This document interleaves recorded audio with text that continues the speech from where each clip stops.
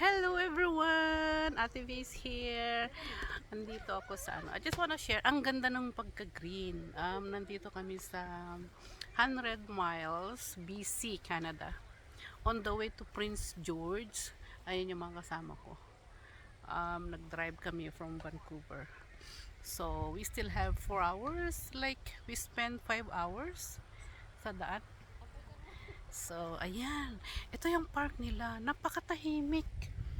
Walang masyado. Kasi small, very small town lang siya. So, may river sila dito. Look. May konting, river. Creek, sorry naman. Creek. Ang linaw ng tubig.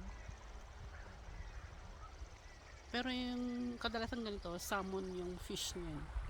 Ayan. Meron sila doon sa taas. Ayan. So, nag-pit stop kami. Lunch time. Ayan. Ito yung mga kasama ko.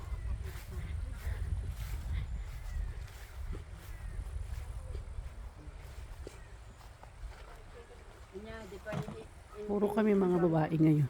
Nag-drive. 4 hours pa bago kami makarating.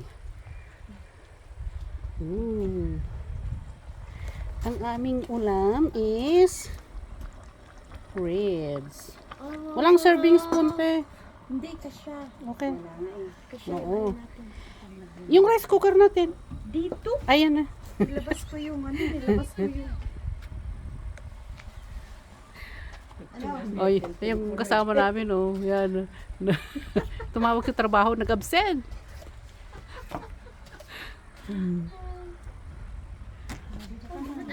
Oh. Sa food, full food siya. Ang ganda.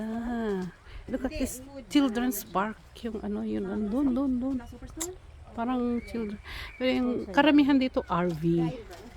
Ay, ang ganda yung may bridge doon sa kabila, oh. Yun. May bridge. Pero I like yung nung tunog nung ilog. Itong ilog. Ang ganda nung pagka-green ng mga damo kasi green, lang, just start. Mag-start lang ang summer. Ayan.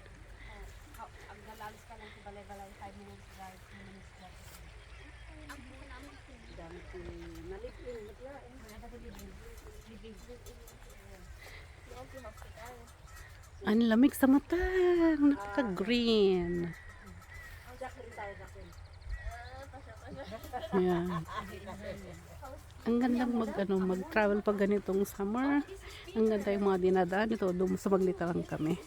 Then tutuloy naman ulit kami mamaya. We have 4 hours pa. May mga bahay doon sa taas. Ayan. Ayun. Ang ganda ng mga bahay. Yung parang liblib siya. Pero napakatahimik. Napakalinis. Very green siya. Pero ditong place na to is naman pag winter, yun lang, may snow dito. Ayan. Thank you everyone. Ayan, thank you everyone. Thank you for watching. Bye.